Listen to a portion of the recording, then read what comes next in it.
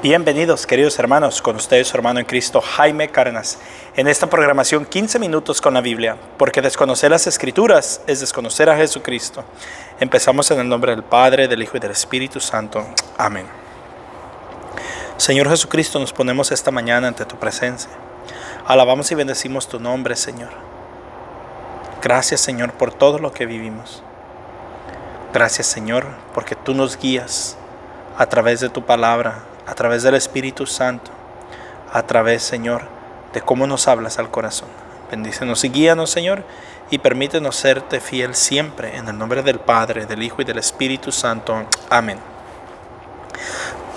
Queridos hermanos, vamos a continuar con Hechos de los Apóstoles, capítulo 24.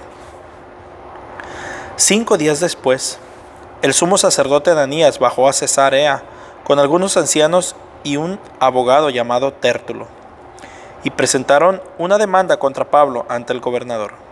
Fue llevado Pablo, y Tértulo empezó su acusación. Excelentísimo Félix, gozamos de gran paz gracias a ti, y las reformas que supiste promover para bien de esta nación. Todo esto lo reconocemos de mil maneras y en cualquier lugar, y te estamos plenamente agradecidos. Pero no quisiera abusar más de tu tiempo, y solamente te ruego nos escuches un momento con tu acostumbrada comprensión. Nos consta que este hombre es peor que la peste. Crea divisiones entre los judíos de todo el mundo y es un dirigente de la secta de los nazarenos. Incluso intentaba profanar el templo cuando lo tomamos preso. Queríamos juzgarlo según nuestra ley, pero el comandante Licia intervino en forma muy violenta y nos obligó a soltarlo. Luego declaró que sus acusadores tenían que presentarse ante ti. Si tú lo interrogas, podrás comprobar todas las cosas de que lo acusamos. Los judíos lo apoyaron, afirmando que realmente las cosas eran así. Entonces el gobernador dio la palabra a Pablo, que contestó: sé que has administrado esta nación durante muchos años, y esto me hace sentir muy confiado para exponer mi defensa. Tú mismo podrás comprobar que no hace más de 12 días que subí a Jerusalén en peregrinación, y que nadie me sorprendió discutiendo en el templo o alborotando a la gente, ni en las sinagogas ni en la ciudad. De modo que no pueden probar los cargos que ahora me acusan. Pero sí admito ante ti que sirvo al Dios de nuestros padres según nuestro camino, que ellos llaman secta. Creo en todo lo que está escrito en la ley y los profetas, y espero de Dios, como ellos mismos esperan la resurrección de los muertos, tanto de los justos como de los pecadores. Por eso yo también me esfuerzo por tener siempre la conciencia limpia ante Dios y ante los hombres.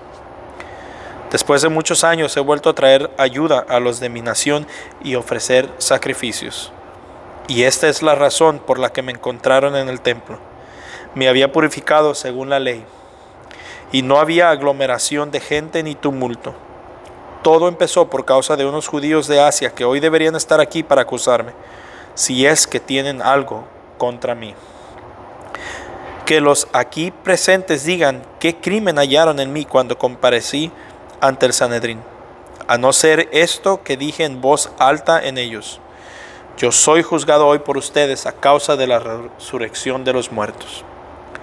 Félix, que estaba bien informado sobre el camino, postergó el caso con estas palabras: cuando baje el comandante Licias, resolveré este caso.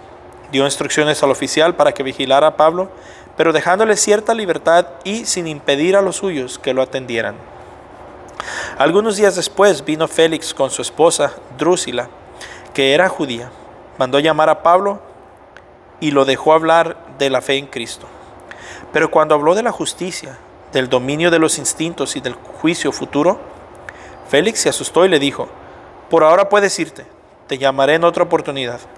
Félix tenía esperanzas de que Pablo le ofreciese dinero, y por eso lo llamaba a menudo para conversar con él. Pasaron así 2 años. Entonces Félix fue reemplazado por Porcio Festo, y como quería quedar bien con los judíos, dejó a Pablo preso. Hechos capítulo 25. 3 días después de su llegada a la provincia, Festo subió a Cesarea, a Jerusalén. Ahí los jefes de los sacerdotes y las autoridades de los judíos volvieron a acusar a Pablo. Insistieron y pidieron a Festo, como un favor, que lo trajera a Jerusalén, pues ellos todavía planeaban matarlo en el camino. Festo les respondió que Pablo estaba bajo custodia en Cesarea y que él volvería muy pronto allá. Los que entre ustedes tienen más autoridad, les dijo, bajen conmigo a Cesarea, y si este hombre hizo algo condenable, presentarán sus acusaciones. Festo no permaneció en Jerusalén más de 8 o 10 días y luego volvió a Cesarea. Al día siguiente se sentó en el tribunal y mandó llamar a Pablo. Apenas se presentaron, los judíos que habían bajado de Jerusalén lo acosaron con numerosas y graves acusaciones, pero no podían probar lo que alegaban. Pablo se defendió diciendo, yo no he cometido ninguna falta contra la ley de los judíos, ni contra el templo, ni contra el César. Entonces Festo, que quería ganarse la amistad de los judíos, preguntó a Pablo, si yo soy el que te va a juzgar, ¿quieres subir a Jerusalén? Pablo contestó, estoy ante el tribunal del César, ahí debo ser juzgado. No he dicho ningún mal a los judíos, como tú bien sabes. Si he cometido algún delito que merezca la muerte, acepto morir. Pero si no he hecho nada de lo que me acusan, nadie tiene derecho a entregarme a ellos. Apelo al César.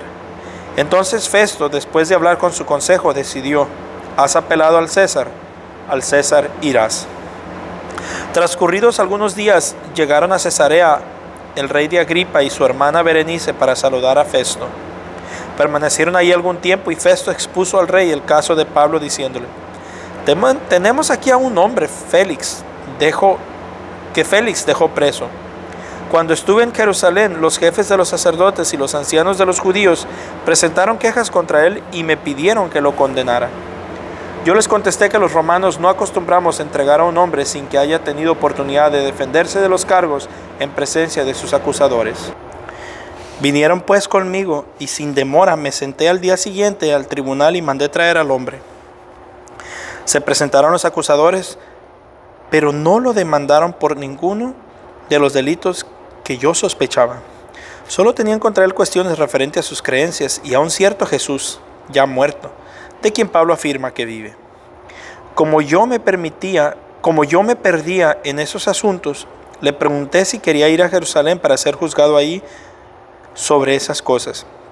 Pero Pablo apeló y pidió que el sumario lo hiciera tribunal del emperador. Entonces ordené que lo mantuvieran bajo custodia hasta que pueda enviarlo al César. Agripa le dijo, me gustaría escuchar a ese hombre. Festo le contestó, mañana lo oirás. Al día siguiente llegaron Agripa y Berenice con gran pompa y entraron en la sala de la audiencia acompañados por los jefes militares y las autoridades de la ciudad. Festo ordenó que trajeran a Pablo y dijo, Rey Agripa y todos los presentes, aquí tienen al hombre contra toda la comunidad de los judíos. Ha venido a reclamarme, tanto en Jerusalén como aquí, pidiendo a gritos que no lo dejara con vida. Yo por mi parte me convencí de que no había hecho nada digno de muerte, y como él mismo apelaba al emperador, decidí enviárselo. Pero todavía no tengo nada seguro para escribir a nuestro soberano respecto a él, y por eso lo presento aquí ante ustedes, y especialmente ante ti, Rey Agripa, para que pueda escribir algo cuando se esclarezca un poco más las cosas, porque me parece absurdo enviar a un detenido sin señalar los cargos en su contra. Hechos capítulo 26. Agripa dijo a Pablo, ¿puedes hablar en tu defensa? Entonces Pablo extendió su mano y empezó a hablar así. Rey Agripa, me siento afortunado de poderme defender hoy ante ti de todo lo que reprochan los judíos, pues tú conoces perfectamente sus costumbres y las discusiones propias de ellos. Por eso te ruego que tengas la bondad de escucharme. Todos los judíos saben cómo he vivido desde mi juventud cuando convivía tanto en la comunidad judía como en Jerusalén. Me ha visto de tan cerca que si quisieran podrían testificar que he vivido como un fariseo en la secta más rigurosa de nuestra religión. Y si ahora soy aquí procesado es por esperar la promesa hecha por Dios a nuestros padres. De hecho, el culto perpetuo que nuestras 12 tribus rinden a Dios noche y día no tiene otro propósito que el alcanzar esta promesa. Por esta esperanza, oh Rey, me acusan los judíos. Pero, ¿por qué no quieren ustedes creer que Dios resucita a los muertos? Yo mismo al principio consideré que era mi deber usar todos los medios para combatir el nombre del Jesús Nazareno. Así lo hice en Jerusalén con los poderes que me dieron los jefes de los sacerdotes. Hice encarcelar a muchos creyentes y cuando eran condenados a muerte, yo di también mi voto. Recorrían las sinagogas y multiplicaba los castigos para obligarlos a renegar de su fe. Y tal era mi furor contra ellos que los perseguía hasta fuera de nuestras fronteras. Con este propósito iban a Damasco con plenos poderes y por encargo de los jefes de los sacerdotes. En el camino, oh Rey, a eso del mediodía, vi una luz que venía del cielo más resplandeciente que el sol, que nos deslumbró a mí y a los que me acompañaban. Todos caímos al suelo y yo oí una voz que me decía en hebreo: Saulo, Saulo, ¿por qué me persigues? En vano pataleas contra el aguijón. Yo dije: ¿Quién eres, Señor? Y el Señor dijo: Yo soy Jesús a quien tú persigues. Ahora levántate y ponte en pie. Me he manifestado a ti para hacerte servidor y testigo de lo que has visto de mí y de lo que te mostraré más adelante. Yo te protegeré tanto de tu pueblo como de los paganos a quienes te envío. Tú les abrirás los ojos para que se conviertan de las tinieblas a la luz y del poder de Satanás a Dios. Creyendo en mí, se les perdonarán los pecados y compartirán la herencia de los santos. Yo, Rey Agripa, no rechacé esta visión celestial. Muy por el contrario, empecé a predicar, primero a la gente de Damasco, luego en Jerusalén y en el país de los judíos, y por último en las naciones paganas. Y les pedía que se arrepintieran y se convirtieran a Dios, mostrando en adelante los frutos de una verdadera conversión. Por cumplir esta misión, los judíos me detuvieron en el templo y trataron de matarme. Pero con la ayuda de Dios, seguí dando mi testimonio en grandes y pequeños hasta el día de hoy. En ningún momento me aparto de lo que Moisés y los profetas dijeron de antemano, que el Mesías tenía que morir, que sería primero en resucitar de entre los muertos y después anunciaría la luz tanto a su pueblo como a las demás naciones. Al llegar Pablo a este punto de su defensa, Festo exclamó con voz muy alta: Pablo, tú estás loco.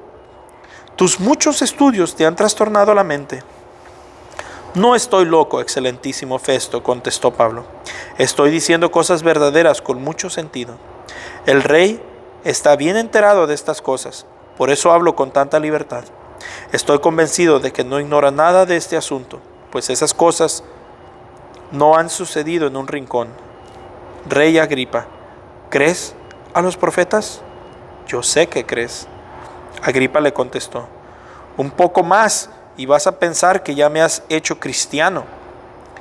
Pablo le respondió: por poco o por mucho, quiera Dios que no solo tú, sino también todos los que hoy escuchan, llegaran hasta donde yo he llegado, a excepción de estas cadenas.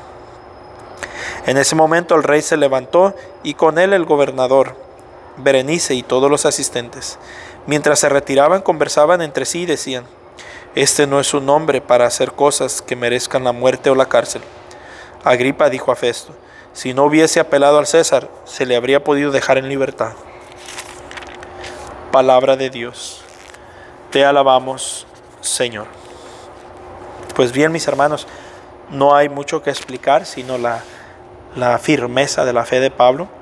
Como pueden ver, empieza él en un tribunal, lo están acusando, y el mal es muy astuto. Agarran a un licenciado o a un juez para que lo acuse. Pero Pablo es muy instruido y empieza a hablar igual. Me gusta cómo Pablo no se acobarda, cómo Pablo, aunque está hablando frente a los reyes y las autoridades, él habla con toda firmeza. Y era tal su convencimiento que el rey Agripa pensaba que se estaba volviendo loco de tanto estudiar. Y sin embargo él le responde con tanta sabiduría y firmeza que quisiera convertirlo no solo a él, sino a todos, que este al no quererse enfrentar con la verdad, decide pararse e irse. Ojalá nosotros los católicos, al ir conociendo nuestra fe católica, no prefiramos huir de la fe en vez de convertirnos. Un fuerte abrazo y la paz del Señor.